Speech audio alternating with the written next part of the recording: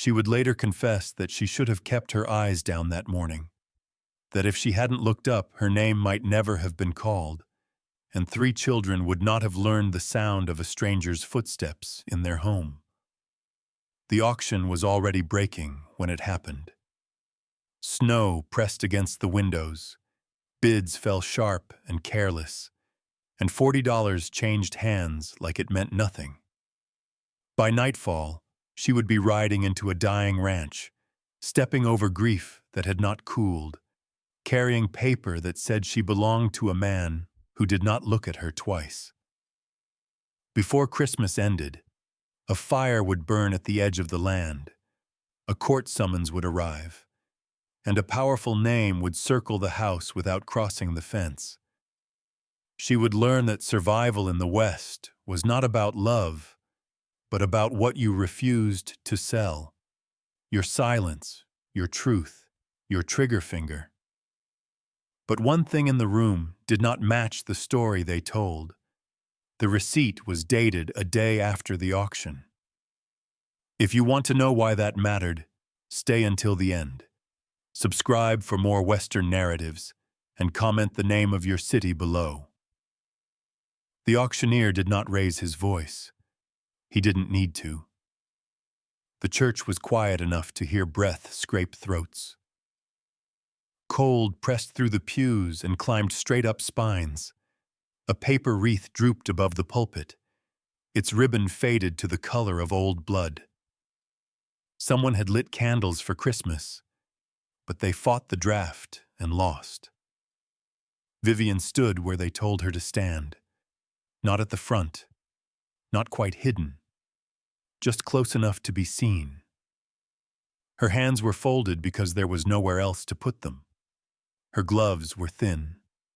The floorboards leached the heat from her boots.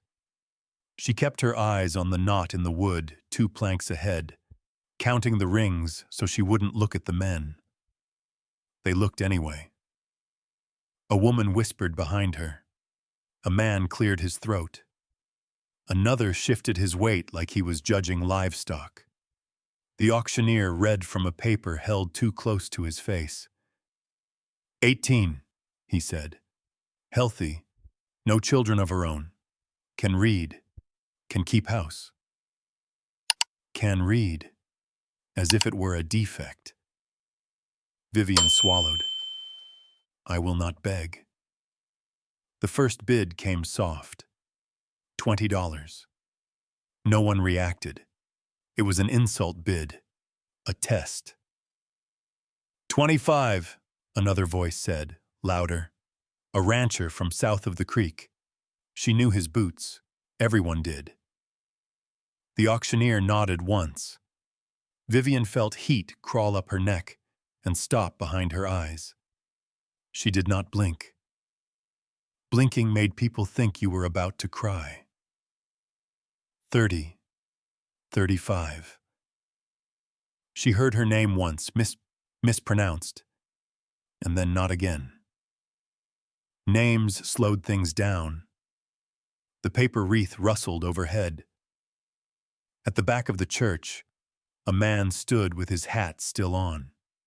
He hadn't sat. He hadn't bid.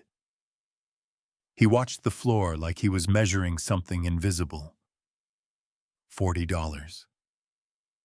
The number landed heavier than the others. It wasn't high. It was final. The auctioneer hesitated. He glanced up, surprised to see the bid had come from the back. 40, he repeated. No one answered. The man at the back did not look up. Going once. The cold crept higher. Going twice. A cough broke from someone near the door. A child's cough, wet. Vivian's hands tightened.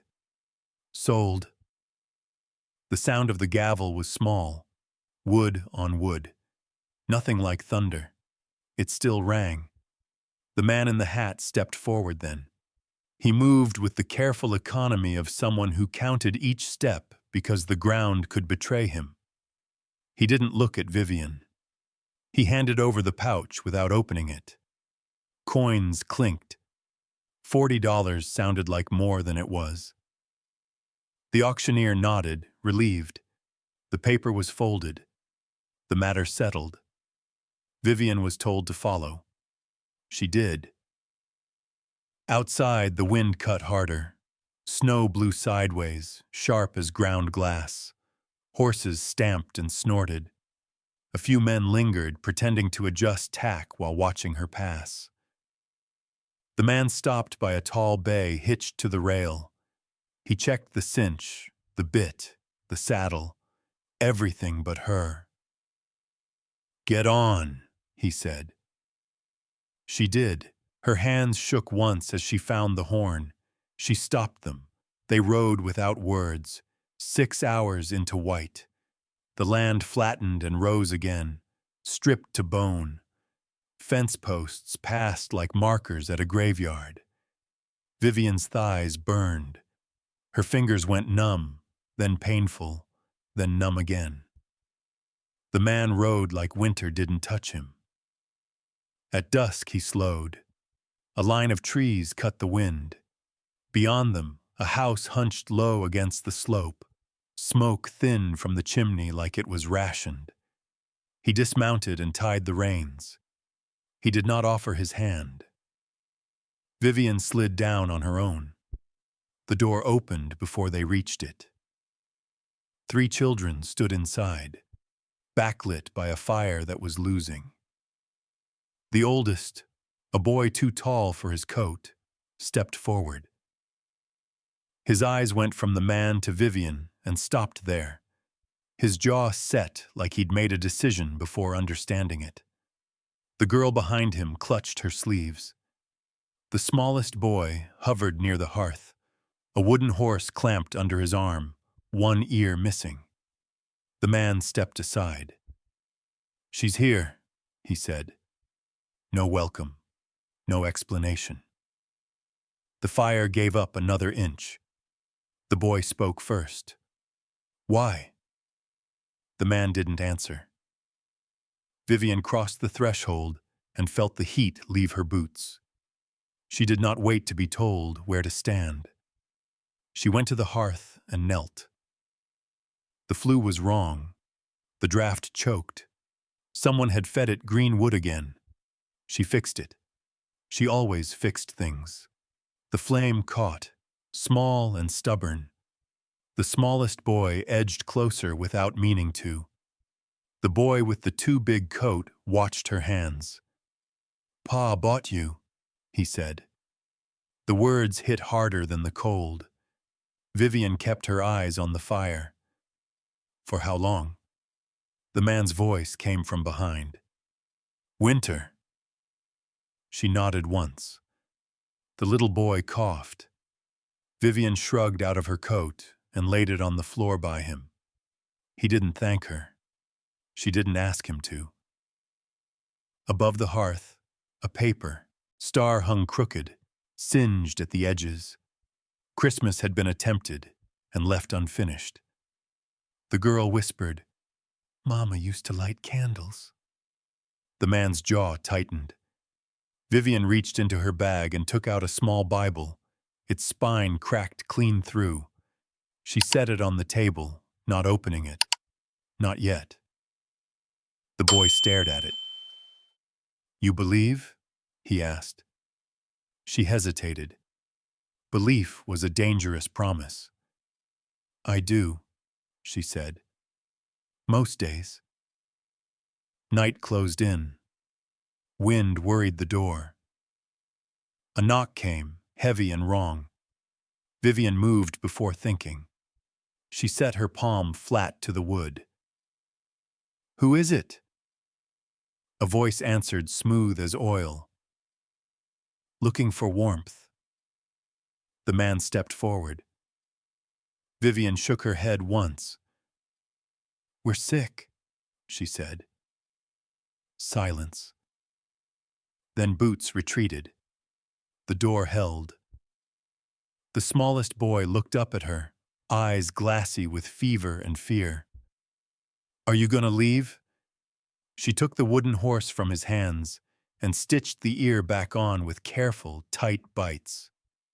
"No," she said, and for the first time she meant it in a way that scared her.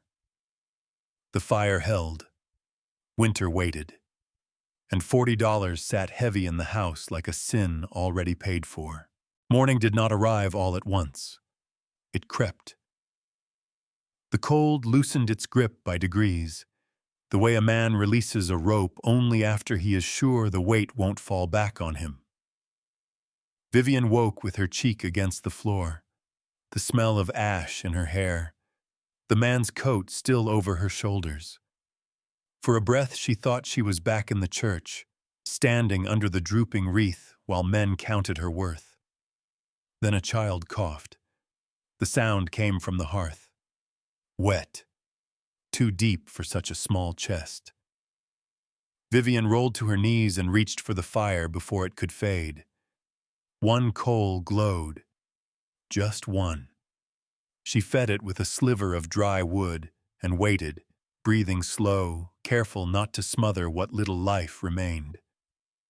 The flame answered. Behind her, the house breathed. Boards popped as they warmed. Somewhere a beam settled. No one spoke. The man stood by the table, hat off now, hair dark with meltwater. He watched her without stepping closer, as if distance itself were a rule he had learned the hard way. "You didn't have to sleep there," he said. Vivian did not look at him. "I did." The boy, Jonah, sat upright against the wall, knees drawn to his chest, eyes already awake. He had not slept. Children like him rarely did after nights like that. The girl lay curled beneath a blanket too thin to matter. Her braids had come loose. Dark hair spread across the floor like spilled ink. The smallest boy, Cal, shivered in his sleep. The wooden horse was tucked under his chin, newly mended ear pressed to his mouth, as if he might breathe life into it. Vivian crossed the room and laid her palm against his forehead. Hot. Not burning, but close enough to worry. She straightened. "He needs water," she said. The man nodded and reached for the bucket. "It froze," he said after lifting it. "Then break it," she answered. He did. Ice cracked against iron. He carried the bucket back outside without comment. Vivian took stock while he was gone. A half sack of grain. 2 jars with the bottoms scraped thin. No fresh meat. A loaf so hard it rang when she tapped it with her knuckle. She did not sigh. Sighing wasted air. She reached into her bag and pulled out the pencil stub and notebook. The page already held 4 words, written last night by firelight.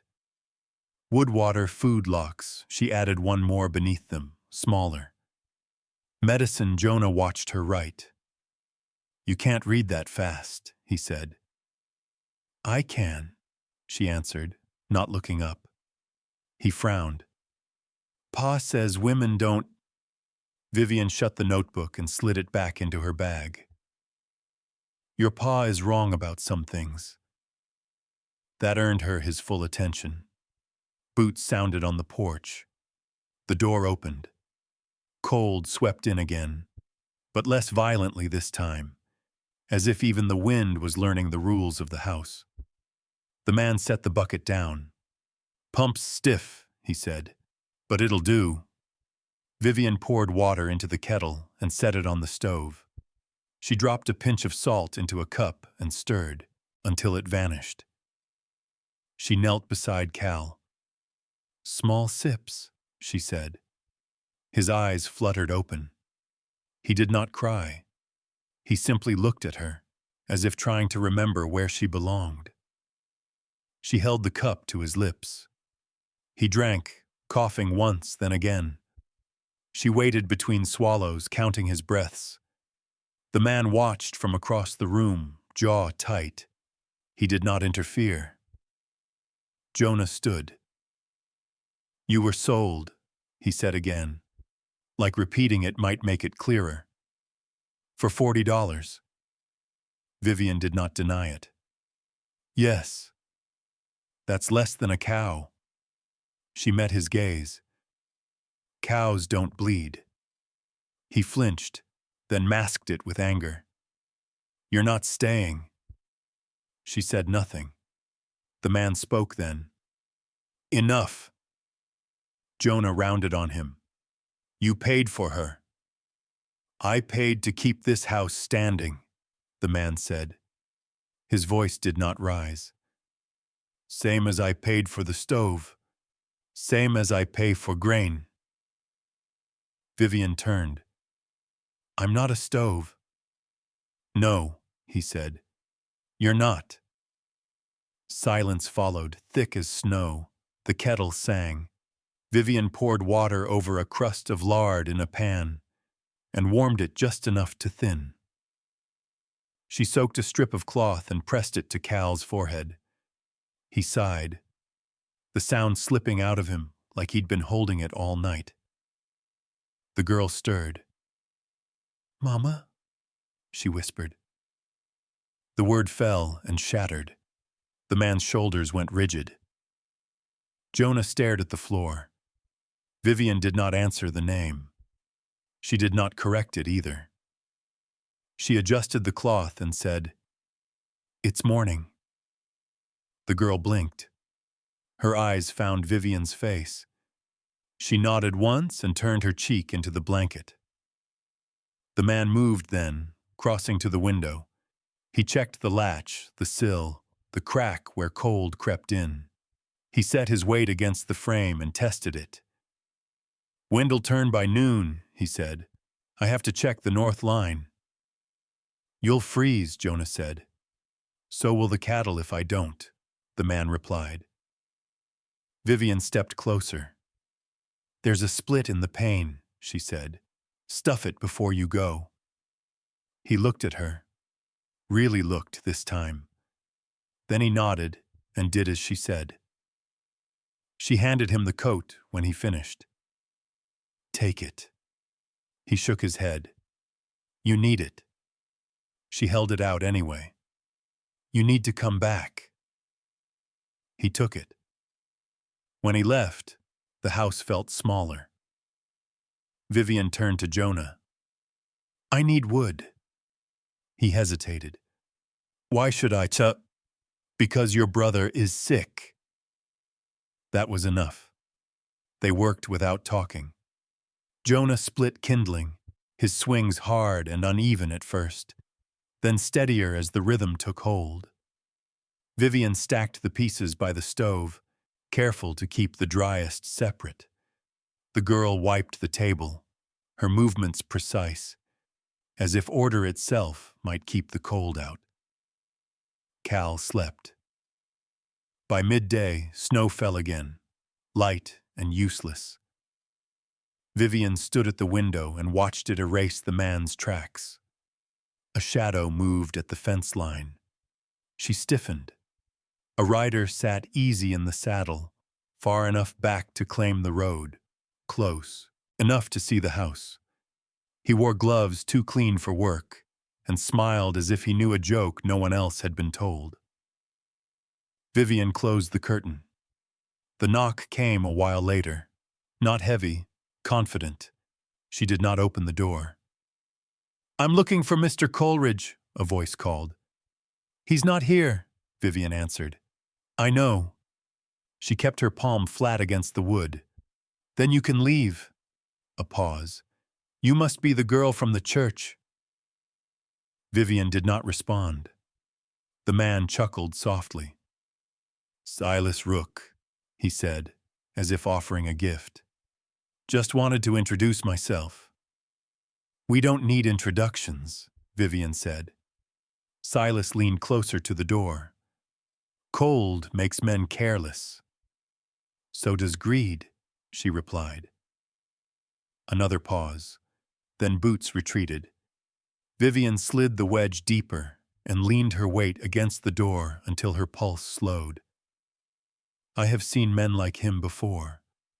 They always smile first. Jonah watched her. Who was that? No one you need to talk to, she said. The man returned at dusk, breath steaming, shoulders stiff.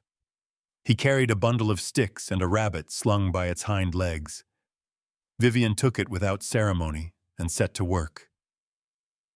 Blood steamed against the snow outside. They ate in silence. After, when the children slept, Vivian laid the folded paper and the pouch of coins on the table and pushed them toward him. I won't pretend, she said. Not about this. He stared at the money. You can leave when winter breaks. She shook her head once. I'll leave when I choose. He studied her a long moment, then folded the paper and put it away. He did not take the coins. Stay, he said. She nodded. Not agreement. Acknowledgement. Outside, the paper star swayed in a draft that hadn't found its way in yet. Vivian bowed her head, just enough. Lord, teach me the cost of staying. Snow fell the way it always did when it meant to stay. Not heavy, not kind, just enough to erase yesterday and make every step a decision. Vivian woke to the sound of the wind worrying the eaves. The fire had held through the night, though only barely. She fed it before it could fail, listening to the house answer back with small pops and groans, like an old animal deciding whether to rise. Jonah was already awake. He sat at the table with his elbows planted wide, watching her hands. The girl, Lark, slept curled beneath the thin blanket, one braid undone. Cal breathed in shallow pulls, fever quieter but still there, his wooden horse tucked under his chin like a talisman. Vivian moved through the morning without asking permission. She broke bread, soaked it, warmed water, measured what little they had left. She spoke only when words served work. Kindling first, she told Jonah, setting the axe handle in his hands. Then bigger pieces. If the fire dies, everything else follows. He scowled. Pa didn't say, I am, she said. The axe came down too hard at first, biting crooked. The second swing corrected it. By the third, the rhythm had found him. Wood split. Heat lived another hour. Vivian took the notebook from her bag and wrote while the kettle warmed. Wind. North window. Cracked. Cal. Fever down, not gone. She paused, pencil hovering. Added another line. No visitors. The door rattled as if to argue. She wedged it tighter with her heel. When the man came down from the loft, pulling on his boots, he took in the room in one glance. The stacked wood, the water bucket nearer the stove. The axe leaned safely away from the children. You've made rules, he said. Yes. He looked at Jonah. You listening? Jonah nodded, jaw set. The man pulled on his gloves. I have to check the cattle. Vivian stepped between him and the door, not blocking. Present. The wind's wrong, she said. If it turns, the drift will cut the path back. I know this land. I know cold, she answered. A pause stretched between them. The house breathed. He reached for his coat. She took it off the peg first and handed it to him. He accepted without comment. If I'm not back by dark, he said, you bar the door. Vivian nodded. I will. Jonah's eyes widened. Pa, The man touched his shoulder once. Not comfort. Claim. Then he was gone, boots crunching into white. The house shrank again.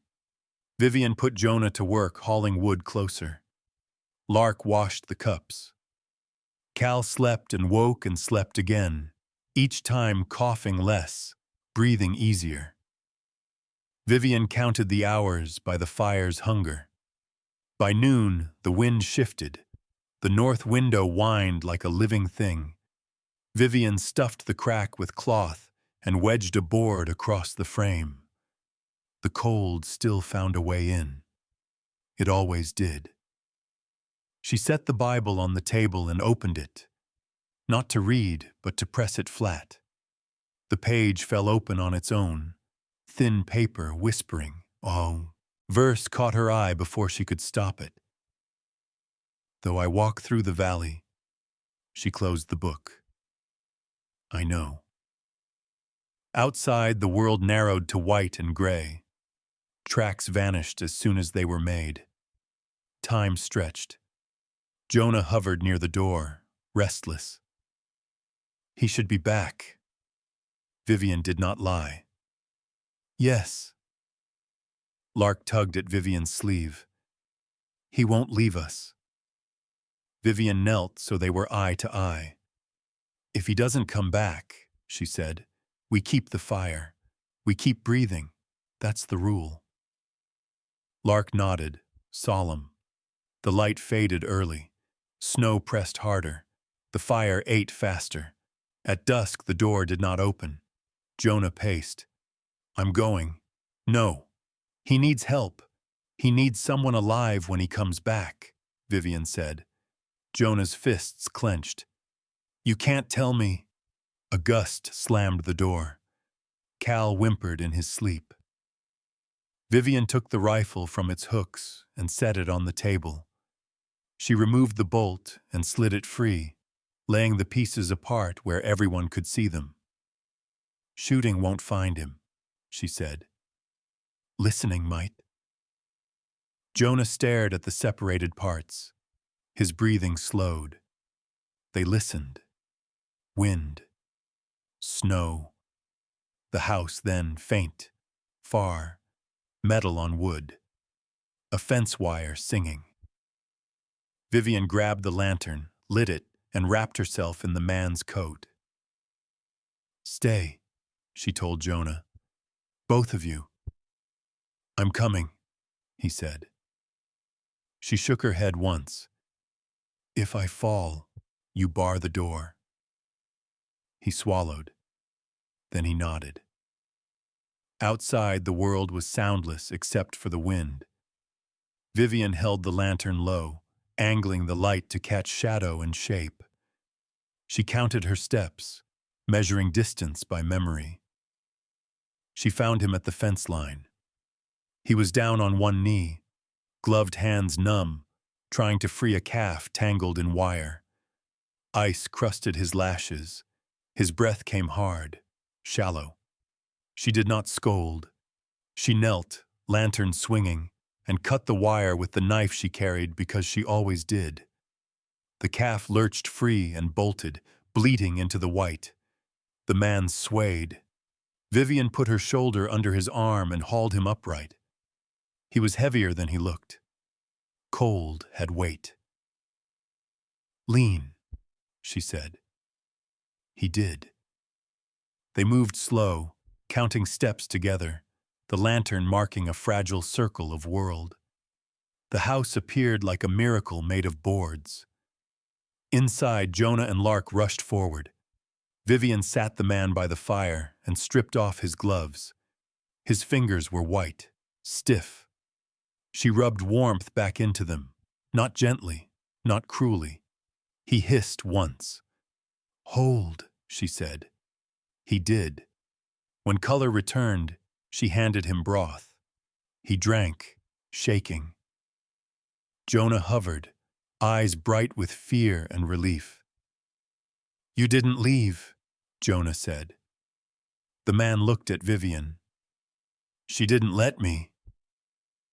Later, when the children slept, the man sat at the table, elbows braced, staring at nothing. "You could have died," he said. "Yes," Vivian answered. "You went anyway." "Yes," he exhaled. That was a choice. She met his gaze. So was staying. Silence settled, heavy but not hostile. Outside, the wind eased, as if satisfied. Vivian wrote in her notebook by firelight. "Rules keep us alive." She underlined it once. The paper star above the hearth trembled, then steadied.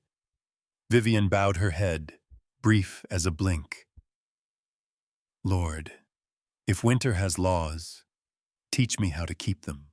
The storm passed without apology. It left behind a silence that pressed on the ears, the kind that made you listen for what might still be wrong. Vivian woke to that silence and knew it wasn't peace. It was a pause. The fire had burned low but steady. She fed it before it could complain. The house answered with a soft crackle, like a throat clearing. Jonah slept at last, sprawled awkwardly near the wall, boots still on. Lark lay curled with her hands tucked under her chin, breath even. Cal slept on his side, fever eased enough to let him dream. The wooden horse rested against his chest, stitched ear intact, a small miracle holding. The man sat at the table, awake, hands wrapped around a tin cup that had gone cold. He watched Vivian move. He did not speak. She set bread to soak and warmed water. She checked the latch, the window brace, the wedge. Each thing was where it should be. "You make it look simple," he said. "It isn't," she answered. "It's just ordered." He nodded once, as if that mattered. Daylight found its way through the frost on the window. The land outside looked scrubbed clean, tracks erased, fences blurred into the white. It would be easy to believe nothing had ever happened here. Vivian did not trust easy beliefs. She handed the man the cup again. "Eat." He did. Slowly, like someone relearning a habit. Jonah stirred and sat up. He took in the room, the fire, his father's posture. His shoulders loosened a fraction. "You stayed," Jonah said to Vivian, as if confirming a fact. "Yes." He studied her like a problem with more than one answer. "Why?" Vivian considered him. "Because leaving costs more." He frowned. "Than $40? "Than breath," she said. That ended the question for now. They worked the morning into shape. Jonah hauled wood and split it clean this time. Lark wiped the table and swept ash from the hearth. Cal woke, drank, and slept again, each time a little stronger.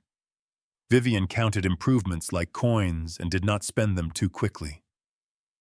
The man pulled on his coat. "I'll fix the fence," he said. Vivian followed him to the door. "Take Jonah."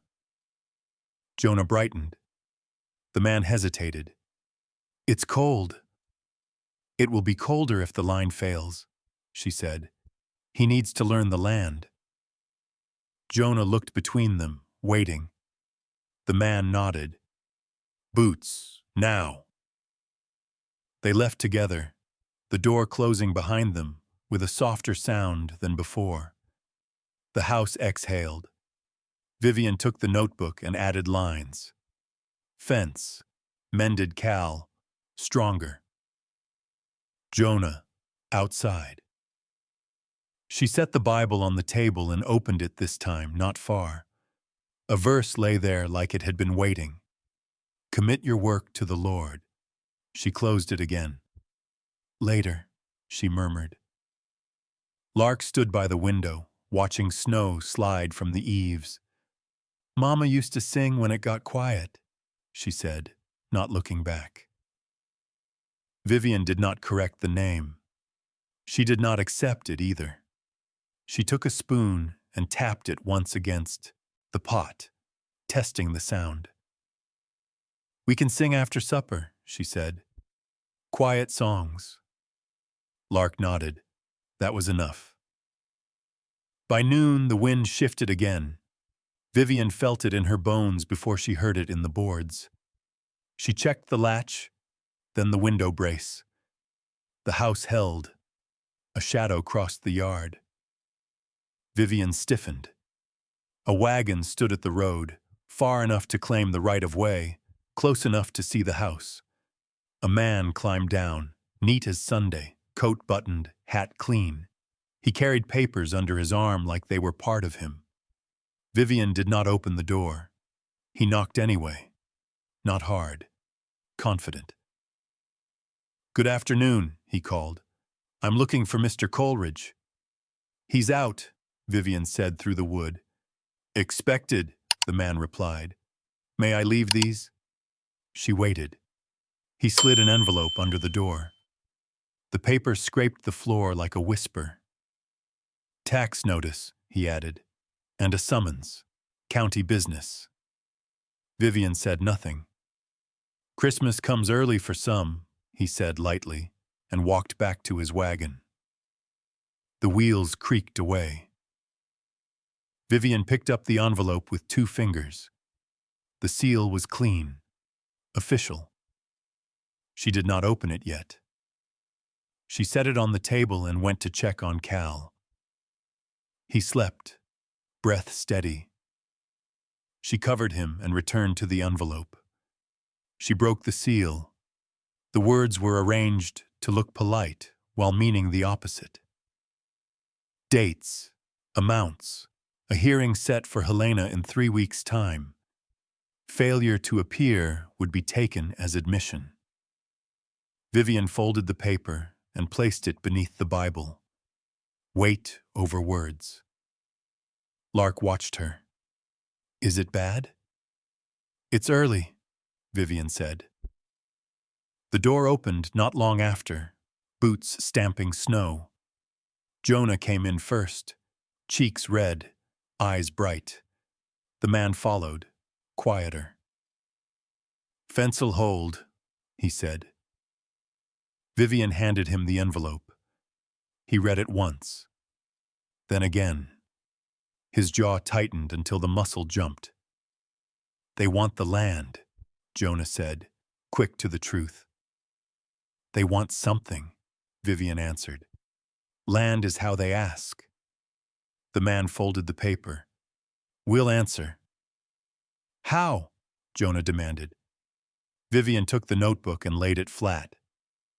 With dates, she said, and names, and proof. The man looked at her. You know law? I know paper, she replied. Paper decides things when guns make it worse. Silence stretched. Jonah's eyes moved between them, learning a new shape of conflict. The afternoon dimmed early. Vivian set stew to warm and kept the children busy with small tasks. Order pressed back the fear, just enough. At dusk, a second knock came. This one she recognized before it landed. Silas Rook stood on the porch, hat tipped, gloves clean. He did not smile this time. He did not need to.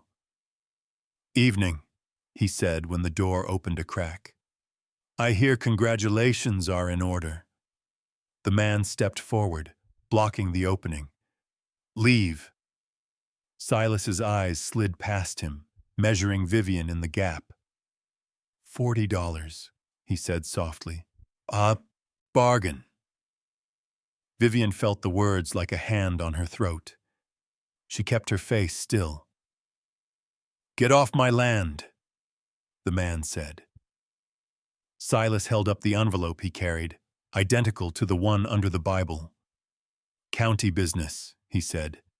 It's not personal. It never is, Vivian said. Silas turned to her. You speak like someone who's lost before. She met his gaze. You speak like someone who thinks losing only happens to other people. A flicker crossed his face. Not anger, interest. Christmas, he said lightly. A season for mercy. Then show some, she replied. Silas smiled without warmth. I will, in court. He tipped his hat and stepped back into the snow. The door closed. The wedge slid home. Jonah's breathing came fast. He's going to take it, he said. Vivian knelt so they were level. Not if we're ready. The man stood rigid, fists clenched. I can end this. With what? Vivian asked gently. A grave? He exhaled. The sound tore out of him. I won't let them. I won't either, she said. Night settled.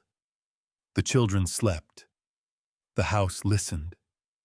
Vivian spread the papers on the table and began to sort.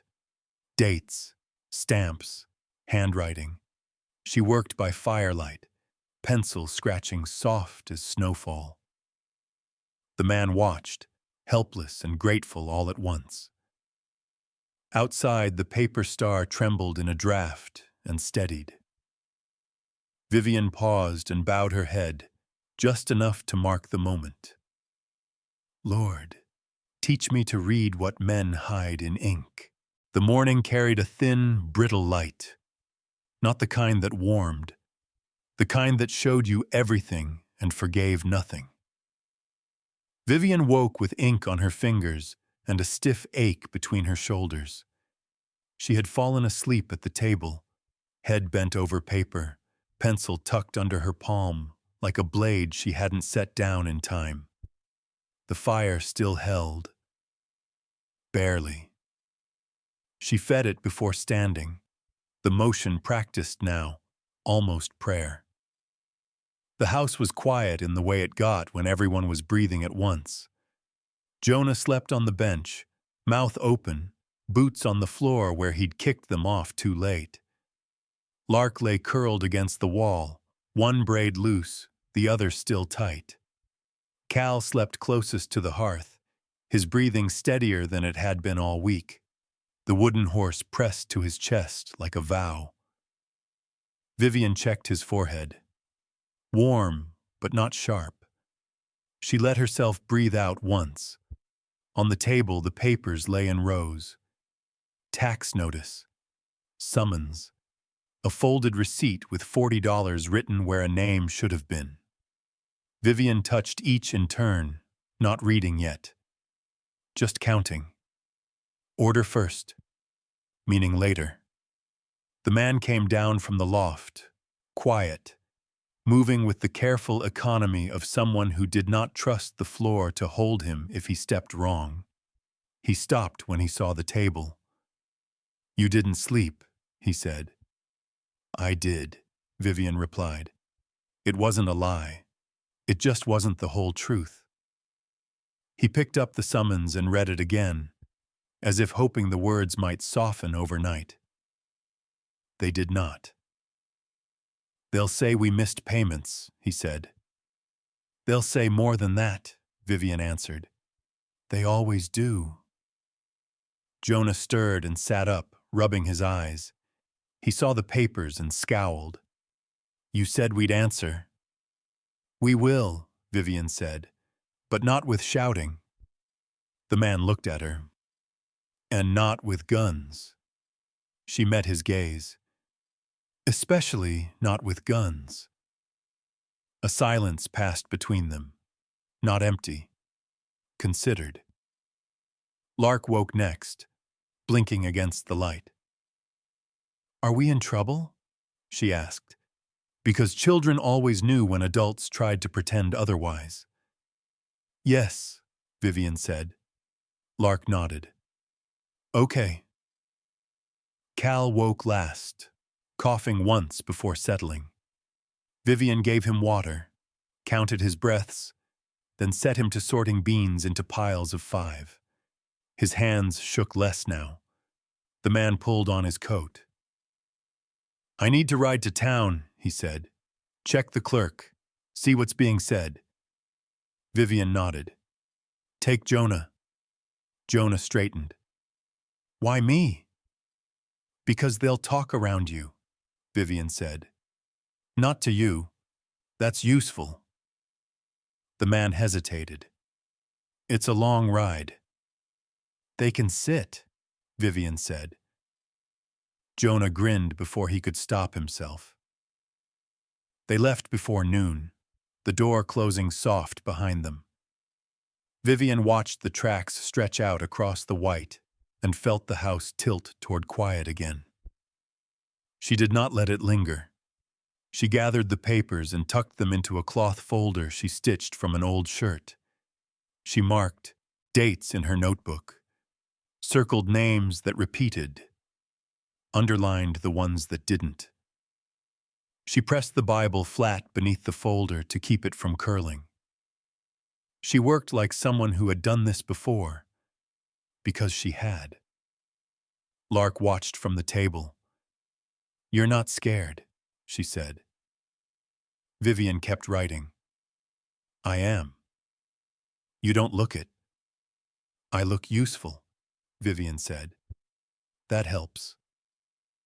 A sound carried from outside. Wheels. A wagon, slow and deliberate. Vivian stilled. She went to the window and lifted the corner of the curtain just enough to see. A wagon stood at the edge of the road again. Not the clerk's. This one was plain, its boards weathered but sound.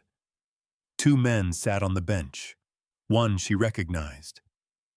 Silas Rook swung down first, boots clean, hat tipped back. He did not come to the door. He did not need to. Vivian stepped back and set the wedge deeper with her heel. A knock came anyway. Not hard. Patient. "Mrs. Coleridge," Silas called, voice warm as bread. "I'd like a word." Vivian did not open the door. "You've had several." "Then one more won't hurt," he said. She placed her palm flat to the wood. "You should leave." Silas laughed softly. "It's Christmas season. No need to be rude." "You slid papers under my door," Vivian said. "That's not a visit." A pause. She imagined his smile thinning.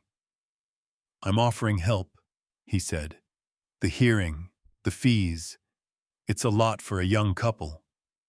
"We're not a couple," Vivian replied. Silas hummed as if considering a tune.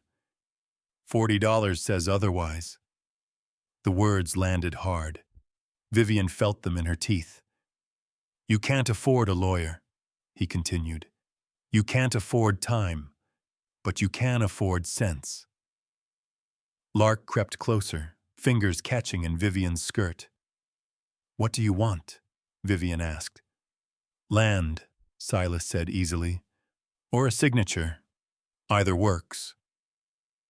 Vivian's grip tightened on the doorframe. "And if I refuse?"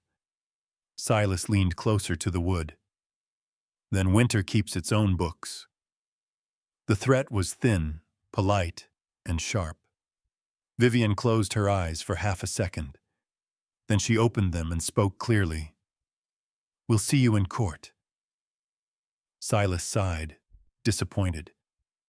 "Faith is a fine thing," he said.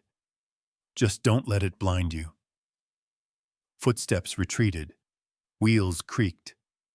The wagon rolled away. Vivian stood still until the sound was gone. "I will not trade breath for quiet." She knelt beside Lark. "It's all right," she said, because now it was true enough to say. The afternoon stretched. Vivian kept the children close. She checked the latch twice. She fed the fire. She prayed without words. At dusk, the door opened again. Jonah burst in first, cheeks flushed, eyes bright with too much news. "They're talking," he said. "In town." The man followed, face set. "They think the land's already gone," he said. "They think we won't show." Vivian set the folder on the table. "We will." Watched her lay out the papers. Watched the order she gave them. The care. "How do you know what to look for?" She hesitated. Then, "I was taught." "By who?" "By someone who thought paper was safer than truth." Jonah leaned in. "Can we win?" Vivian met his eyes. "We can be ready." The fire crackled. The house breathed. Outside, snow fell again, light and steady, erasing tracks as fast as they were made. Vivian closed the Bible and rested her hand on its cover. "Lord, teach me how to stand when men write lies in neat lines." The envelope waited where Vivian had left it. It lay on the table beneath the Bible, the corner peeking out like it knew it was not meant to be hidden. Morning light slid across the wood and stopped there, thin and pale, as if unwilling to touch anything else. Vivian woke before the fire asked for more. She fed it anyway. Habit had taken root. The house answered with a soft crackle, the sound of something deciding to keep going. Cal slept longer now.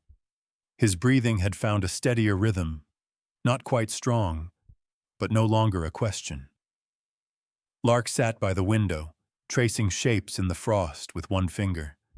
Jonah leaned against the wall, arms crossed, pretending not to watch the table. The man stood near the door, boots on, coat in hand. He had not sat down. "You should open it," he said. Vivian didn't move. "I know." He waited. The waiting carried weight. She reached for the envelope and broke the seal. Inside was money. Not the $40. More than that. Enough to sound heavy when she poured it into her palm. Beneath the bills lay a folded paper, the edges worn soft by handling. Vivian read it once, then again. Her mouth went dry. The man watched her face. "What is it?" She didn't answer. She folded the paper carefully and set it on the table. Then she gathered the money and pushed it back into the envelope. Jonah's eyes sharpened. "What does it say?" Vivian looked at him. "It's an exit." The man's jaw tightened. "Mine?" "Yours," she said. "And mine." She unfolded the paper again, reading aloud only what mattered. "Passage paid. No questions asked. You leave after winter. I won't trouble you again." "Signed?" Jonah asked. Vivian nodded. "Silas Rook." Silence dropped, thick as ash. The man let out a breath through his teeth. "He thinks I'll run." "He thinks you'll survive," Vivian said. Jonah's hands clenched. "We don't need his money." Vivian met his gaze. "Money doesn't care what we need." The man stepped closer to the table. He picked up the envelope and weighed it in his hand. "This would carry us through," he said. "Somewhere else." Vivian watched his fingers on the paper. "It would carry you," she said. "It would carry the children. It would carry me out of the way." He stilled. "That's not—" "It is," she said, not unkindly. "He's buying quiet." Jonah's voice cut in, sharp. "Take it, then come back." The man looked at him. "That's not how it works." Vivian turned to the stove. She opened the iron door and felt the heat bloom against her face. She held the envelope over the fire. The man's hand shot out. "Wait." She paused, the paper beginning to curl.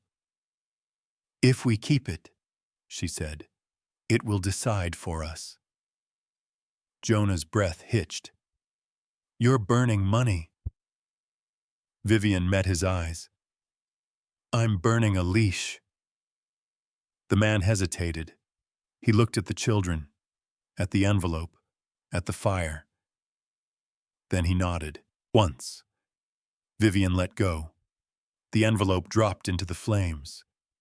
Paper blackened, curled, vanished.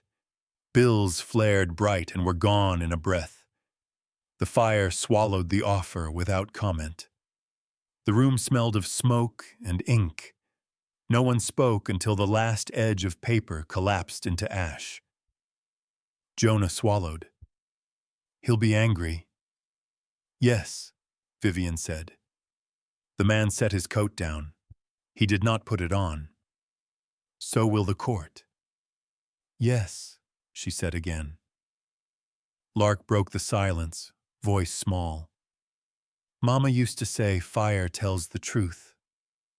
Vivian closed the stove door. "Fire tells what's left." The day moved on like it had something to prove. They worked. Jonah split wood harder than necessary. Vivian stacked it without remark. Lark swept the floor, slow and careful, as if order could keep anger out. Cal woke, drank, slept again, the fever giving ground inch by inch. By noon, the wind shifted. Snow began to fall again, thicker this time, clinging to itself. The man stood at the window, watching the white erase the road. "If he comes back," "He will," Vivian said.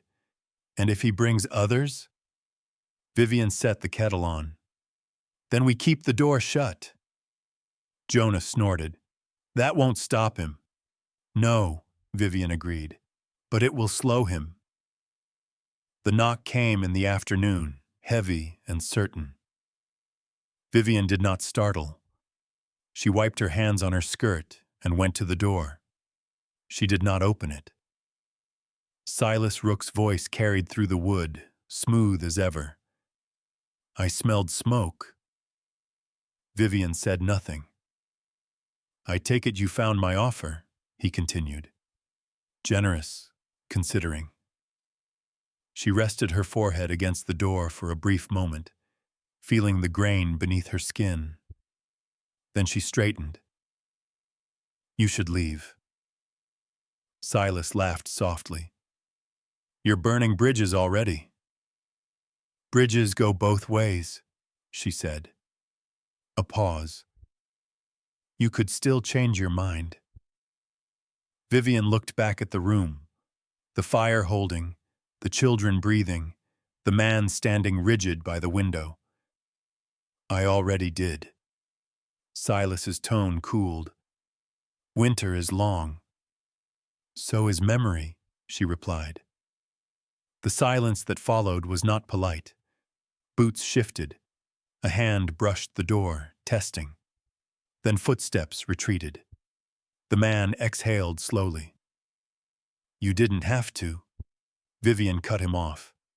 "I did." Jonah stared at the stove. "What if we lose?" Vivian crossed to him and set a hand on his shoulder, light but sure. "Then we lose standing up." The words settled, not comforting, but firm. That night, the wind howled again. The house creaked and answered back. Vivian checked the latch twice, then a third time. She set the wedge deeper and hung the lantern by the door.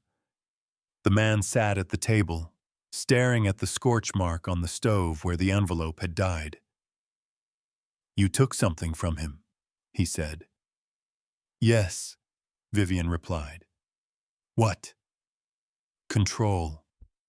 He nodded, slow. "That's dangerous." Yes. Later, when the children slept, Vivian spread the papers again. She wrote dates in the notebook, circled the hearing, underlined names. She added one line at the bottom of the page. No deals in the dark. The man watched her write. You're certain? Vivian closed the notebook. I'm committed. Outside, the paper star trembled in the draft and steadied again. Vivian bowed her head, brief as breath. Lord, if fire burns lies away, let me stand in what remains. The snow did not stop after Silas left. It fell steady and close, the kind that erased tracks before you could decide whether to follow them.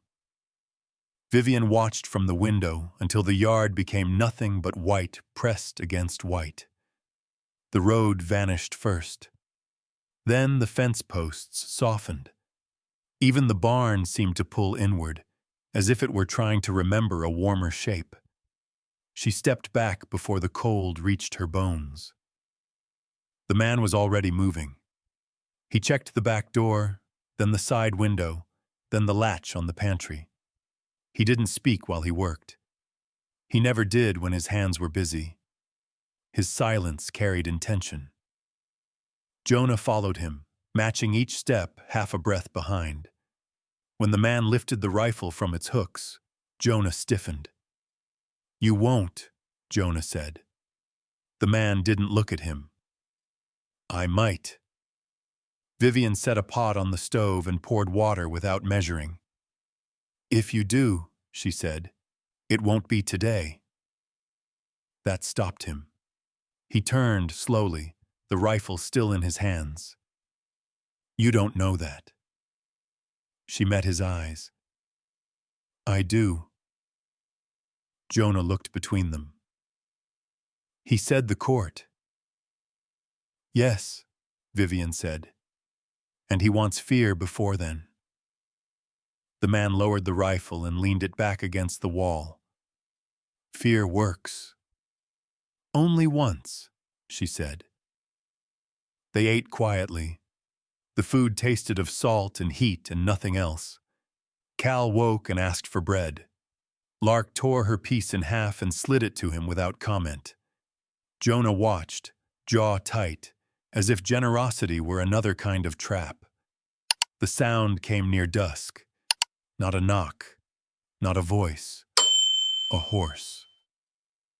The man reached the door first this time. He opened it just enough to see. Vivian stood behind him, close enough to feel the cold roll in. A rider waited beyond the fence line.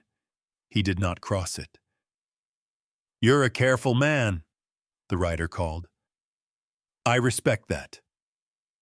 The man said nothing. The rider tipped his hat. Name's Pike. Deputy. Vivian felt the man's shoulders shift. A fraction. What do you want? Pike held up empty hands. To talk. Talk stays outside, the man replied. Pike smiled faintly. Fair. He took a step back, boots sinking into snow. Silas Rook's been busy. The man's grip tightened on the door. I don't conduct my business through him.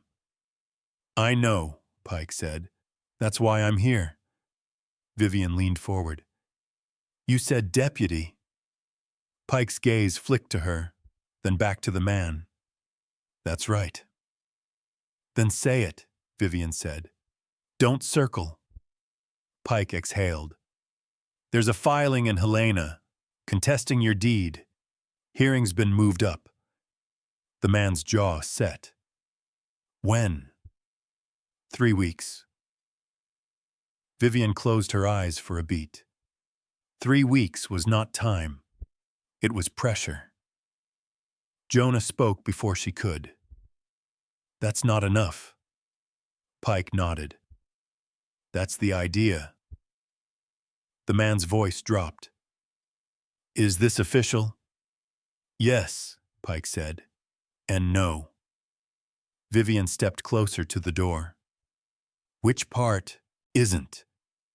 The part where Silas's men have been leaning on the clerk, Pike replied. The part where witnesses have suddenly remembered things differently. Silence pressed in. The man said, "Why tell us?" Pike looked at the snow. "Because I've seen this end, and I don't like it." Vivian studied his face. He looked young for the badge, tired, but not empty. "If you're helping," she said, "you'll need to do better than warnings." Pike met her eyes. "Tell me what you have." She hesitated. Just enough. Then she nodded once. "Not here." The man's head snapped toward her. "Vivian." She didn't look away. "We don't win by hiding." Pike raised a brow. "You sure about that?" "No," she said. "But I'm certain about something else." "And that is?" "They want him to break," Vivian said. "I won't let them." The man felt the words land. He said nothing. Pike tipped his hat again.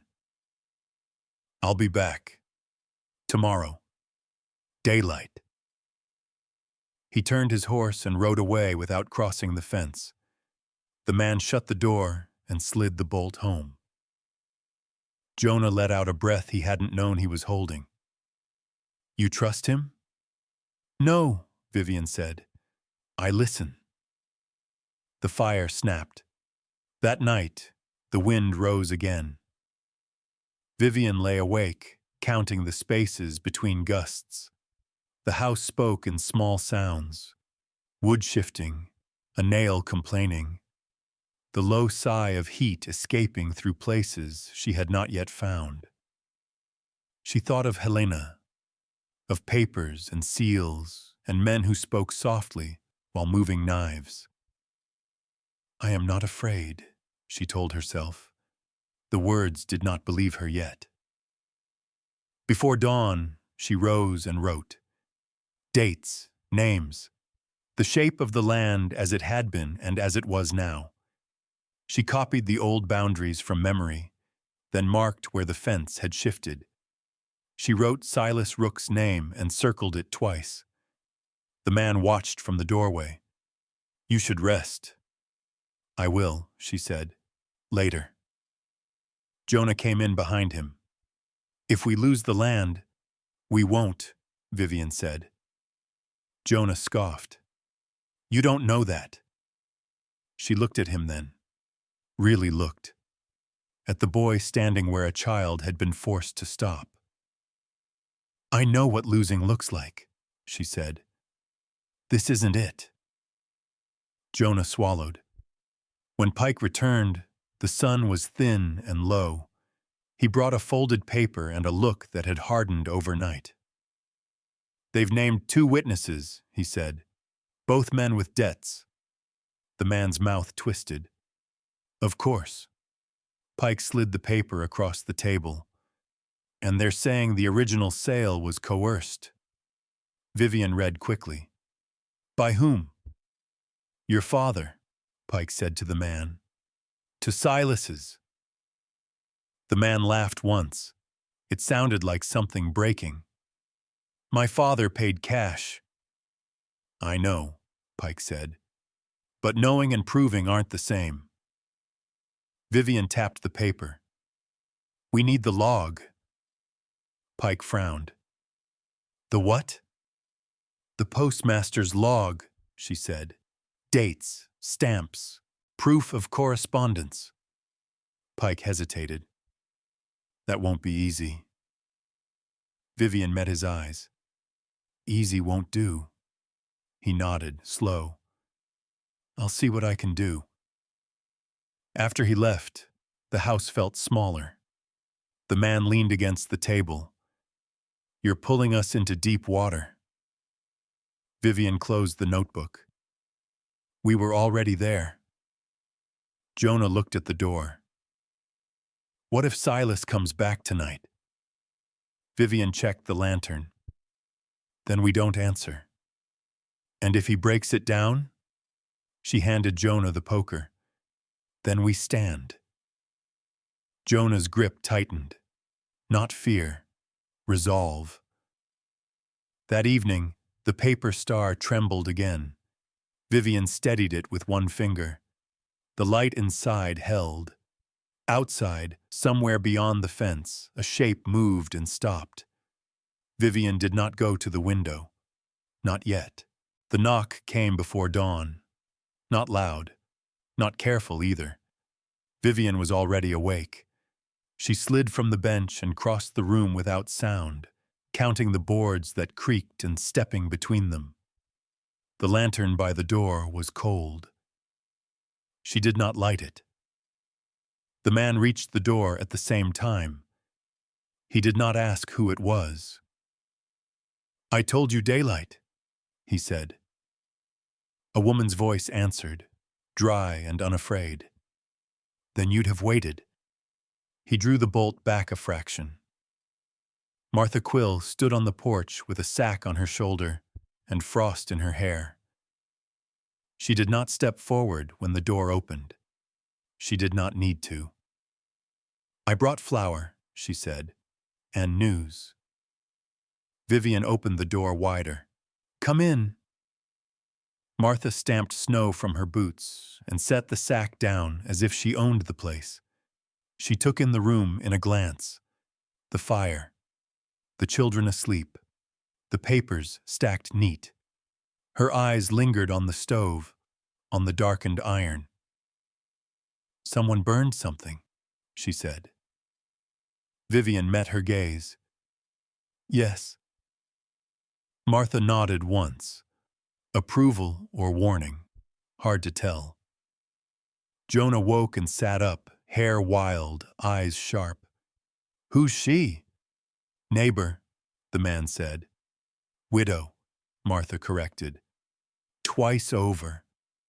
She pulled a folded paper from her coat and set it on the table without ceremony. "This has been making its rounds." Vivian did not touch it. "What is it?" "A letter," Martha said. "Supposedly written by his wife." She nodded toward the man. "Says she feared him. Says she planned to leave." The man stiffened. "That's a lie." "I know," Martha replied. "So will the judge.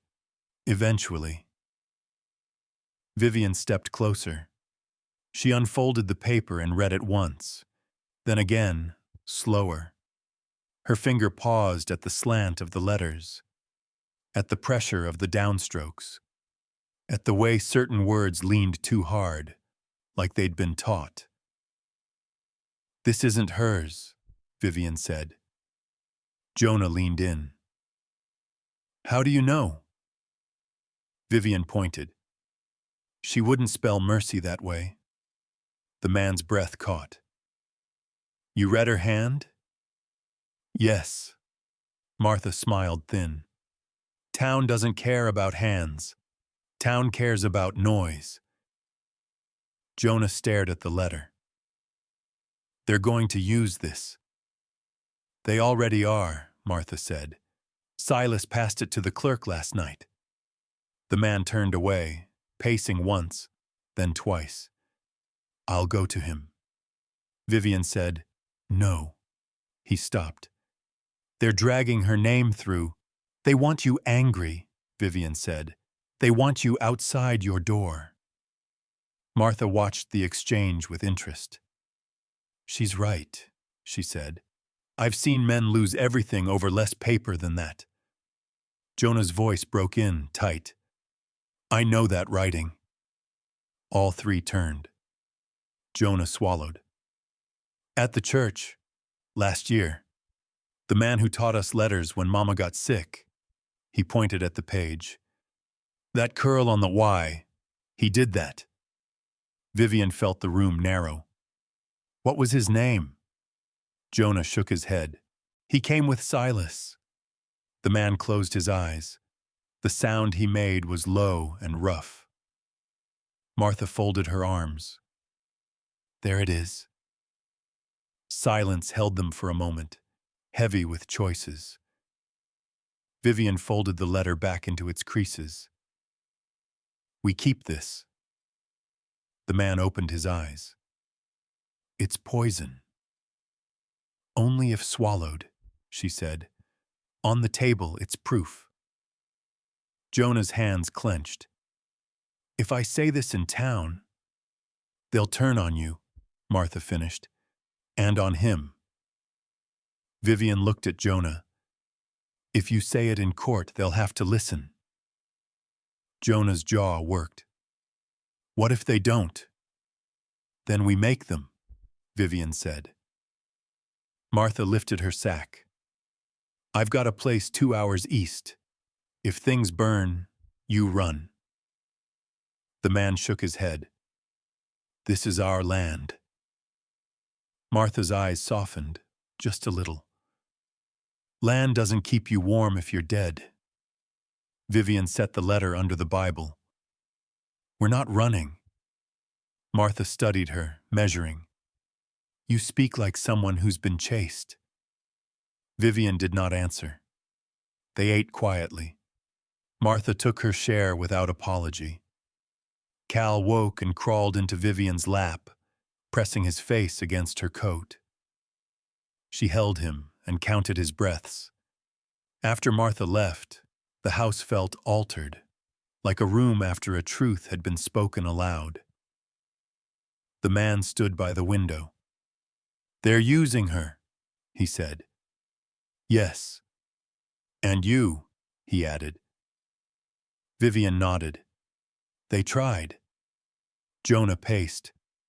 I should tell Pike. Yes, Vivian said. And the postmaster. The man turned. What? Vivian reached for her notebook. The log.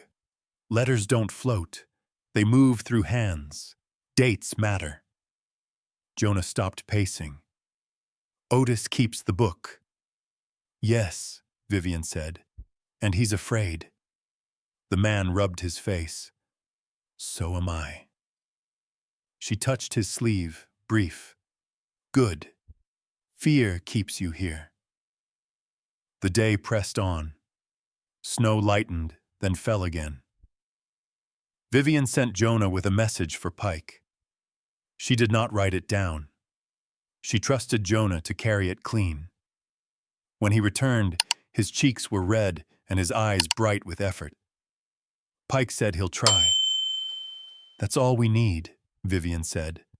Try. That night, the man took the first watch. Vivian lay back on the bench and closed her eyes without sleeping. The letter under the Bible felt heavier than before.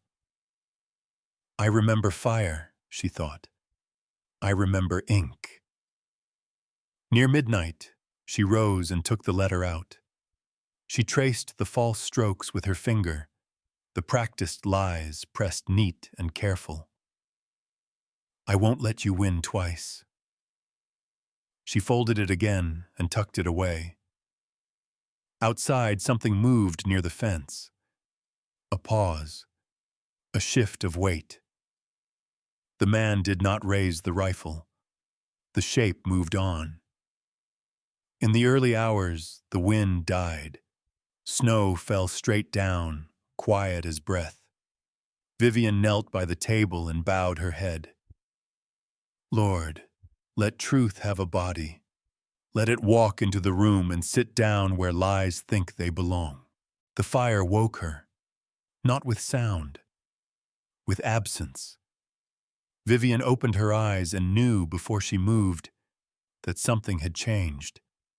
The heat was wrong, too thin, the kind that failed quietly. She slid from the bench and crossed the room, feeding the stove before it could ask. The flame caught, reluctant but alive. She held the door shut a moment longer than necessary, watching the fire decide. Behind her, the house breathed again. Jonah slept light now. Too light. He sat up as she turned, already listening. "You heard it too," he said. "Yes." "What was it?" She did not answer. She checked the latch, then the window brace, then the back door. Everything held. For now. She pulled on her coat and stepped onto the porch. Cold struck her face clean and sharp. Snow lay smooth across the yard, untouched except for one place near the fence line, where it had darkened and melted into itself. Smoke. Not from their chimney. Vivian moved without running. Running wasted air. She crossed the yard and stopped short. The hay shed at the edge of the land smoldered low, one corner eaten through, boards blackened and curled. No flames now. Just the smell of burned grass and pitch, bitter and wrong. Footprints led away from it, already softening under falling snow. The man stood behind her, rifle in hand. He did not raise it.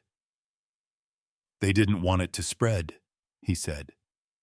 "No," Vivian replied. "They wanted us awake." Jonah came up last, breath hard, eyes bright with fury. "They burned our feed." "Yes. They're starving us." "Later," Vivian said. "Not tonight." Jonah took a step forward. "I can track—" The man caught his arm. "No." Jonah shook him off. "You said—" "I said we hold," the man cut in. "Holding means staying." Vivian crouched and pressed her palm to the ground, near the blackened snow. It was still warm. "They were careful," she said. "One man lit it. Another watched the road." Jonah's mouth twisted. "Cowards." "They're patient," Vivian corrected. "That's worse." They stood until the cold worked its way through boots and bone. Then Vivian straightened. "We'll count what's left at first light." The man nodded. "And then?" "Then we plan for less." Back inside, the children stirred. Lark sat up, hair loose, eyes wide. "It smells like smoke." Vivian knelt and brushed soot from her sleeve before it could mark the room. "It's gone now." Cal whimpered and reached for her. She lifted him and felt his small weight settle, warm and trusting. The man closed the door and slid the bolt home harder than before. They did not sleep again. Morning brought a flat gray light, and truth laid bare. Half the hay was gone. Enough to hurt. Not enough to kill outright. "See?" Jonah said. "They didn't finish it." Vivian ran numbers in her head. "They don't need to." The man kicked at the ash, jaw set. "We can stretch it." "Yes," she said. "If the weather breaks." "And if it doesn't?" Vivian looked toward the road. "Then we shorten the days." Jonah stared at her. "How?" "Less feed, less heat, more watching." He swallowed. "That's not fair." "No," she agreed. "It's winter." By mid-morning, the snow eased. Vivian wrapped her notebook in cloth and pulled on her coat. "I'm going to town," she said. The man turned. "No." "Yes. It's not safe. It's necessary." Jonah stepped forward. "I'll go." Vivian shook her head. "You stay. Guard the house." Jonah bristled. You can keep the door closed," she said. "That matters more." The man watched her, weighing. "What are you looking for?" "Proof," Vivian said, "before they burn more than hay." Town lay quiet under snow, the way places did when everyone pretended not to know each other's business. Vivian went straight to the post office. Otis Klein looked up when the bell rang and paled. "I was going to come by," he said too quickly. "You didn't," Vivian replied. He swallowed. "I didn't want trouble." She set her gloves on the counter. "I want the log." Otis shook his head. "I can't." "You can," Vivian said. "You just won't." His eyes darted to the window. Silas doesn't own ink," she said. "Yet." Otis's hands trembled. "It's not safe." Vivian leaned in, lowering her voice. "They burned our feed last night." Otis's face drained. "They wouldn't. They already did." Silence settled, thick and afraid. Otis turned and unlocked the drawer beneath the counter. He pulled out a heavy book and set it down between them. "You didn't hear it from me." Vivian opened the log and scanned the pages, finger moving fast. Sure. Dates, stamps, names. Her breath caught once, then steadied. There. She copied the entries carefully, pressing hard enough to leave an impression through the paper. "Thank you," she said. Otis didn't meet her eyes. "You should go." She did. Outside, a wagon waited across the street. Silas sat on the bench, gloves white against the reins. Vivian stopped. Silas smiled. "You move quickly." "You watch too closely," she replied. He shrugged. "Habit. You burned our hay." He tilted his head. "Prove it." She met his gaze. "I will." His smile thinned. "Careful." "With what?" "Certainty," he said. "It makes people sloppy." Vivian stepped past the wagon. "So does cruelty." His voice followed her. 3 weeks. "I know," she said. The ride back felt longer. Every sound carried meaning. Every turn of the road looked like an ambush waiting to decide. But she made it. Jonah met her at the door, eyes searching her face. "Did you get it?" She nodded once. The man closed the door behind her. "Anyone follow?" "No." "Anyone see?" "Yes." Jonah swore under his breath. Vivian spread, the copied pages on the table. "This puts Silas's letters in town before the hearing, before the fire." The man leaned in. "It ties him to movement," Vivian said. "Not motive, not yet." Jonah frowned. "Then what good is it?" "It's a thread," she replied. "Threads make rope." That night, the wind returned. Vivian took first watch. She sat by the window with the lantern hooded, listening. Snow tapped soft against the glass. Somewhere, a board creaked. Her mind went back to the hay, the careful burn, the way cruelty liked to look accidental. "I won't blink," she thought. Outside, a shadow moved near the fence and stopped. Vivian lifted the lantern just enough to let its light leak. The shadow held, then withdrew. She did not chase it. She wrote one more line in her notebook before dawn. "They want us tired." Then she closed it and fed the fire. "Lord, keep my eyes open when my body begs for sleep." The ladder creaked under weight it had not felt in years. Vivian climbed first, careful where she placed her feet. Dust lifted with each rung and hung in the thin light like breath held too long. The attic smelled of old wood and cold paper. Memory lived here. It did not welcome visitors. Jonah followed, quieter than usual. He carried the lantern, hooded low. The man came last and paused at the threshold, hand braced on the beam as if asking permission from something that would not answer. "Here," Jonah said. He knelt and pulled back a loose board. Beneath it sat a small wooden chest, darkened at the corners, its latch dull with age. No lock. It had never expected thieves. The man did not move. "That was hers." Vivian waited. He nodded once. "Open it." She did.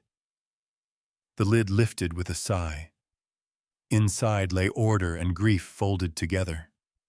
Receipts tied with twine. A Bible with pressed flowers gone pale. A ledger wrapped in cloth.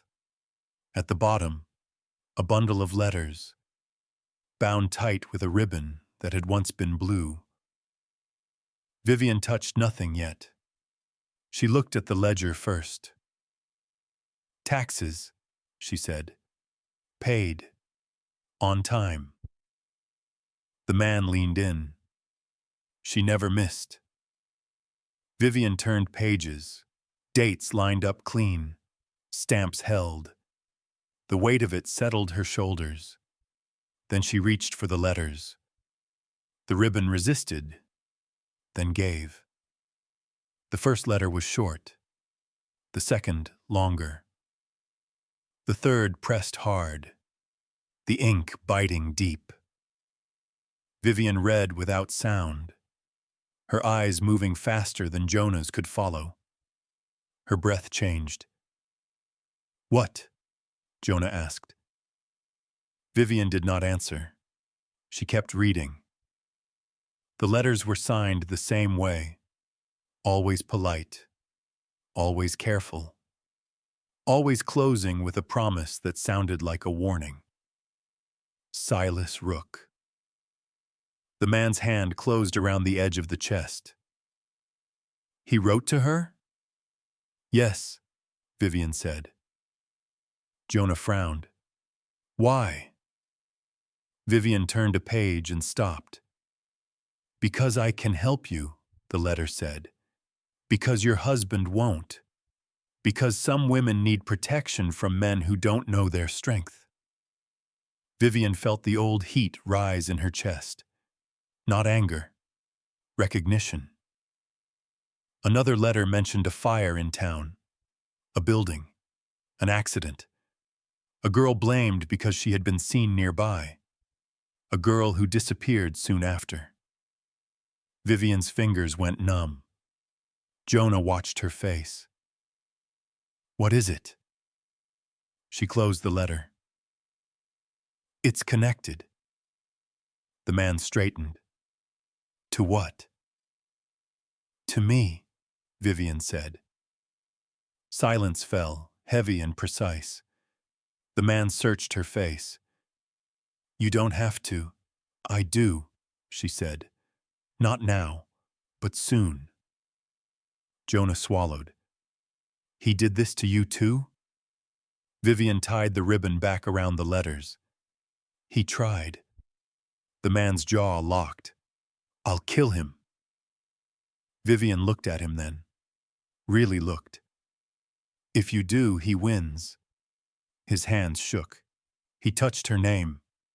"And mine," Vivian said. "That's why we don't give him what he wants."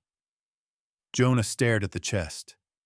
"What do we do with this?" Vivian slid the letters into the cloth folder. "We use them." "How?" the man asked. "In the light," she replied. "With dates." They descended in silence. Back in the room, Vivian laid the ledger and letters on the table and began to sort. She placed the tax ledger beside the post-log copies. She stacked the letters by date. She wrote each date again in her notebook, matching them to stamps and receipts. Jonah watched, learning the pattern. The man paced once, then stopped. "He threatened her." "Yes." And no one stopped him. No. The house creaked as if agreeing. A knock sounded at the door. Sharp. Daylight. The man froze. Vivian did not. She opened it enough to see Pike standing on the step, hat pulled low, eyes tired. "I heard," he said. "You hear a lot," Vivian replied. He nodded. "About the fire. About the letters." The man stiffened. "Who told you?" Pike lifted his hands. "No names." Vivian stepped aside. "Come in." Pike entered, shaking snow from his boots. He saw the table and the spread of paper. His face changed. "That's more than I hoped for," he said. Vivian pointed. "These put Silas in motion. These put pressure on a woman who couldn't leave." Pike scanned the letters. "This will matter." "When?" Jonah asked. Pike looked at the boy. "In court." "And before?" Jonah pressed. Pike hesitated. "Before, it will make him angry." The man laughed once, bitter. "That ship sailed." Pike met his eyes. "You can't touch him." "I know." Pike nodded. "Good." Vivian slid one letter toward Pike. "This mentions a fire in town." Pike read and stiffened. "That was ruled an accident." "Was it?" Vivian asked. Pike closed the letter. "I can reopen it." "You should," she said. He hesitated. "It won't be clean." Vivian's voice softened. "Truth rarely is." Pike tucked the letter into his coat. "I'll do what I can." After he left, the room felt stripped. Jonah broke the quiet. "You didn't tell us everything." Vivian looked at him. "I told you what we need." The man leaned on the table. "He hurt you." "Yes." "And you still won't run." "No." "Why?" Vivian placed her hand flat over the ledger. "Because running lets him keep the story." Night fell early again. They ate without speaking. The children slept close together, a small knot of heat. The man took first watch, sitting by the door with the rifle across his knees, untouched. Vivian wrote until her fingers cramped. She copied the letters word for word. She marked phrases that repeated. She circled promises that sounded like threats. Near midnight, she paused and pressed her palm to her abdomen. A small, private check she did not name. "Not now," she told herself. She closed the notebook and looked at the fire. It burned steady, patient. Outside, snow fell straight down, quiet as truth waiting its turn. Vivian bowed her head. "Lord, give me a voice that holds when men try to write me out of the page." The road to Helena did not forgive mistakes. It narrowed where the snow had been packed thin and broke open again where the wind had scraped it bare. The wagon moved slow, the horses choosing their footing with care that felt like thought. Vivian sat on the bench with the folder pressed to her ribs, the leather cold through her coat. The man drove without speaking. Jonah walked beside the wheel when the slope sharpened, breath fogging white, eyes fixed on the line ahead. They had left before dawn, not because dawn was safer, because waiting was worse. Behind them, the house stood quiet with the children asleep inside and Martha Quill's lantern burning in the window. Vivian had watched the light until the bend took it away. She had not waved. Waving asked for a return. The first sound came mid-morning. Hooves, not close, not far enough to ignore. The man's shoulders stiffened. "Stay seated," he said. Vivian did not move. She counted the beats between hoof strikes, the way the sound skipped when the ground dipped. 2 riders. Maybe 3. They were keeping distance on purpose. Jonah glanced back. "They're not gaining." "They don't need to," Vivian said. "They want us tired." The road curved. Pines closed in, their branches heavy with snow that fell in soft collapses when the wind touched them.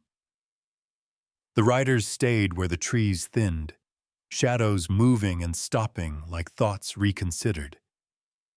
The man slowed the wagon. "If they rush, they won't," Vivian said. "Not yet." She slid the folder open just enough to check the seals, the folded letters, the copied log pages. Everything held. Ink did not bleed. Dates did not move. The riders fell back when the road widened again. Jonah let out a breath he had been holding too long. "Cowards." "Patient," Vivian said. "That's worse." They reached a stretch where the snow had melted into mud and frozen again. The wagon lurched. Jonah braced the wheel with his shoulder, boots slipping, then found purchase. The man did not look back. He trusted the pull. By noon, the town rose ahead, low and gray, roofs smoking thinly like tired men breathing. Helena did not welcome them. It watched. They left the horses at a stable that smelled of hay and old iron. Vivian paid without haggling. Time mattered more than coin.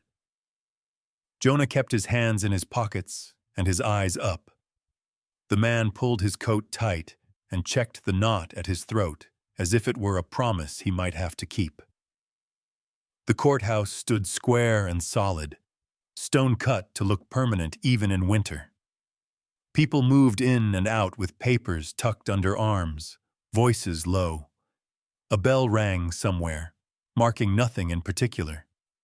Inside, the air was cold and clean, the kind that stripped sound down to meaning. Silas Rook stood near the wall, gloves white against his dark coat, speaking to a man Vivian did not know. He smiled when he saw them, a small, precise curve that did not reach his eyes. "You made it," Hung said. "I had my doubts." The man did not answer. Vivian stepped forward. "So did I." Silas's gaze flicked to the folder at her side. "I hope you brought something better than faith." "I brought dates," Vivian said. His smile thinned. "Dates can be arranged." "Not when they're stamped," she replied. He inclined his head. "We'll see." The clerk called names. The room shifted, bodies turning, benches scraping. Vivian sat where she could see the judge's bench and the door at the same time. Jonah took the seat beside her, knees bouncing once before he stilled them with effort. The man sat on her other side, hands folded, empty. Deputy Pike slipped in at the back and caught Vivian's eye. He nodded once. The judge entered without ceremony. An older man with a lined face and eyes that had learned to listen past noise. He sat, adjusted his papers, and looked out over the room. "Mr. Rook," he said, "you filed to contest a deed." Silas rose smoothly. "Yes, Your Honor." "And you," the judge continued, looking to the man. "You're here to answer." "Yes," the man said. The judge nodded. "Proceed." Silas spoke first. He spoke of irregularities, of concern, of women who feared for their safety, and men who misunderstood firmness for care. He placed the forged letter on the table as if it weighed something. He gestured with open palms and used words like duty and protection. Vivian listened and did not move. When Silas finished, the judge looked to the man. "Your response?" The man stood. His mouth opened, closed. He looked at Vivian. She rose. "Your Honor," she said, voice steady. "With the court's leave." The judge studied her. "State your name." "Vivian Hart." "And your standing?" "I manage this household," she said, "and I keep its records." Silas smiled faintly. A young wife with opinions. Vivian did not look at him. She opened the folder and placed the copied log pages on the table. "These are postal logs," she said, "stamped and dated. They show correspondence between Mr. Rook and the woman whose letter he presents, sent before and after the dates he claims concern." The judge leaned forward. "Let me see." Vivian handed the pages over. The judge scanned them, then the forged letter, then the pages again. Silas shifted. "Logs can be altered." "They can," Vivian agreed. "Which is why I also have receipts, tax ledgers, and the originals of the letters Mr. Rook sent." She placed them down, careful, deliberate. A murmur ran the room. Silas's smile vanished. "Those were private. Threats," Vivian said quietly, "are not private." The judge raised a hand. "One at a time." Vivian pointed to a passage in the letter. "This mentions a fire in town, ruled an accident." She looked to Pike. "Deputy?" Pike stood. "There are grounds to reopen that finding, Your Honor." Silas laughed, sharp. "This is theater." Vivian met his gaze at last. "Then watch." The judge read. His brow furrowed. He set the letters down and looked at Silas. "Mr. Rook, these suggest undue pressure." Silas straightened. "Pressure is not coercion." "Sometimes it is," the judge replied. "Sometimes it's worse." Jonah stood then, unexpected. "Your Honor." The judge looked down at him. "Young man?" Jonah swallowed. "I recognize the handwriting on the forged letter. It matches a man who taught letters at our church. He worked for Mr. Rook." Silence fell, heavy as snow before a break. Silas's voice cut through it. "This is hearsay." The judge's eyes did not leave Jonah. "Do you swear to tell the truth?" "Yes," Jonah said.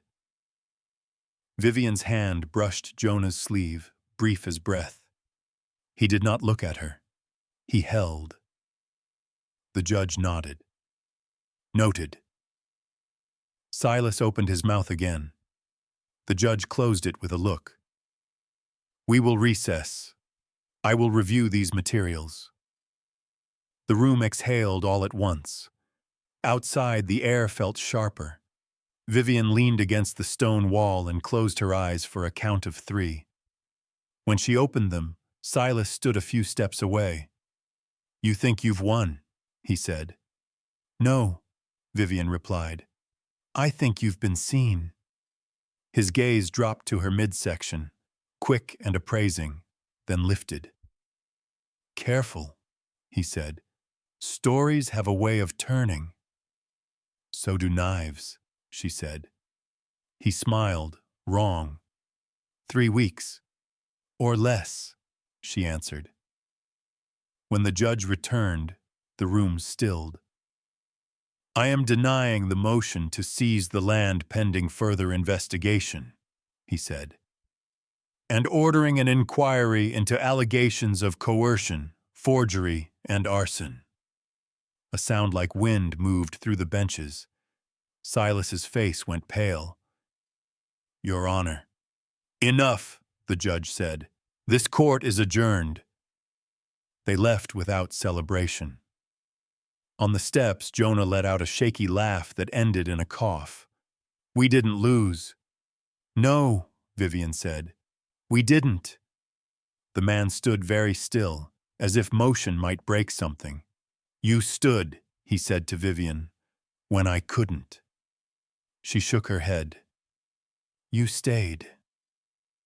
They made the road back before dark, wary but unchallenged. The riders did not appear. The snow fell light, forgiving nothing. At the bend, Martha's lantern burned bright. Inside, the children slept close together. The house breathed.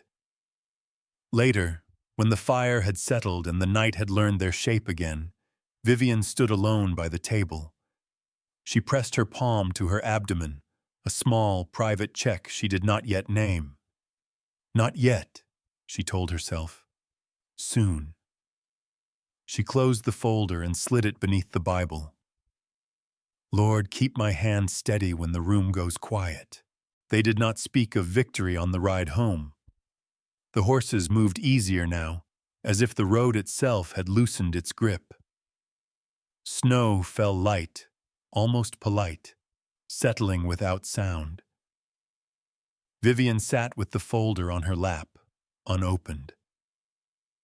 The man drove with both hands steady on the reins. Jonah walked when the ground asked him to, quiet in a way that was not fear. The land rose to meet them, familiar and sharp-edged. Fence posts appeared one by one, then the barn roof, then the house with its single window lit. Martha stood on the porch, lantern raised. She did not smile. She waited. You kept it, she said, when they drew near. Yes, the man replied. That's different than winning, Martha said. Vivian stepped down and met her gaze. We're not finished. Martha nodded once. Good. Inside, the children woke to sound and movement. Lark ran first, hair loose, feet bare despite the cold. She wrapped her arms around Vivian's waist without asking permission. You came back, she said, as if testing the truth. Yes, Vivian answered. Cal toddled after her, wooden horse clutched tight. He pressed it into Vivian's hand and leaned in, trusting the exchange.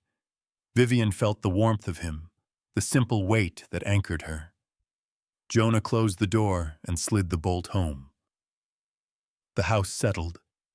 They ate what was left of the stew and added bread. The fire held. It did not complain. The man sat with his back to the wall, habit now, eyes moving to the windows and back. Vivian watched the children chew and swallow and breathe. She counted each one without thinking. After supper, Jonah carried the poker to the hearth and set it back in its place. He did it carefully, like returning something borrowed. It's over? He asked. Vivian met his eyes. No. Jonah nodded. But it's quieter. Yes. The wind rose after dark, testing the boards, finding nothing new to say. Vivian checked the latch once. Then again. The wedge held. She took the folder from beneath the Bible and placed it in the strongbox. She closed the lid and turned the key. She did not put the key away. She kept it in her pocket. The man watched. You don't trust quiet. No, Vivian said. Quiet is when men plan. Later, when the children slept, the house grew small around them. The man sat at the table, hands open, empty. Vivian poured water and set it between them. They'll come again, he said. Yes. With others. Yes. He leaned back, the chair creaking. I don't know how to keep doing this. Vivian did not answer right away. She listened to the fire, to the wind, to the house breathing in its old, familiar way. "You already are," she said finally. He looked at her, searching. "I almost broke." She nodded. "I know. And you didn't." She shook her head. "I did. Just not where they could see it." He watched her then, really watched. "You carry it." "Yes." "Why?" Vivian placed her hand, flat on the table. "Because someone has to." The night deepened. Snow thickened against the windows. The lantern by the door flickered once, then steadied. Vivian rose and went to the window. She lifted the curtain a fraction. A figure stood beyond the fence line, not moving, not crossing. Silas Rook watched the house with hands folded, hat low, face pale in the lantern's reach. He did not wave. He did not speak. The man rose behind her. His hand went to the rifle on the wall. Vivian did not turn. "Don't." "He's there," he said. "Yes." "He's waiting." "Yes." The man's jaw worked. "I can end this." Vivian turned then. She placed her hand on the barrel and pushed it down, firm and sure. "Not tonight." "Why not?" "Because he wants you to," she said. "Because if you do, the story changes." The man looked past her at the window, at the figure that did not move. "What if he comes in?" "Then we stand," she said. "Together." Silas waited a long moment. Then he tipped his hat, slow and deliberate, and turned away. His boots left no sound they could hear. The man exhaled, long and ragged. "I hate him." Vivian nodded. "Good." She went back to the table and sat. The house felt warmer now, not because the fire had grown, but because it had not failed. Near midnight, Vivian felt it. Not pain, not fear. A small shift, a quiet insistence. She pressed her palm to her abdomen and closed her eyes. "I know," she thought. "I know." She did not tell him yet. She did not tell Jonah. She did not tell the house. Morning would come, and after that, more mornings. The truth deserved the right hour. Before dawn, she rose and added wood to the stove. The flame caught at once. She smiled, just once, and hid it. When Jonah woke, he found her at the table writing. "What are you doing?" he asked. "Planning," she said. "For what?" "For staying." He watched her hand move. "Can I help?" "Yes," Vivian said, and slid the notebook toward him. "Write your name." He did. Careful, straight. She nodded. "Good." Later, when the light had settled and the children played near the hearth, Vivian stood by the table and spoke. "I need you to listen," she said. Jonah stilled. The man turned. "There will be another child," Vivian said. "In this house." Silence fell, not heavy, expectant.